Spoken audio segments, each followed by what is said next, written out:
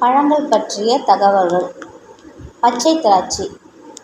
பச்சை திராட்சை வெள்ளை திராட்சை எனவும் அழைக்கப்படுகிறது. இந்த பச்சை நிற திராட்சைகள் கூர்ப்பு அடிப்படையில் சிவப்பு திராட்சையில் இருந்து உருவானவை என கூறப்படுகிறது. ஊட்டச்சத்து: வைட்டமின் ஏ, வைட்டமின் சி, எலக்ட்ரோலைட்டுகள், காப்பர், இரும்பு சத்து, மாங்கனீஸ், ஆன்டி ஆக்சிடென்ட்ஸ், கனிம சத்துக்கள்.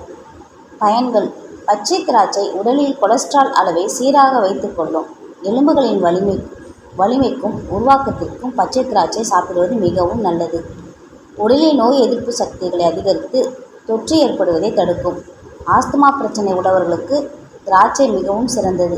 தினமும் பச்சை திராட்சை சாப்பிட்டு வந்தால் செரிமான பிரச்சனை மற்றும் வயிறு எரிச்சல் போன்றவை குணமாகும்.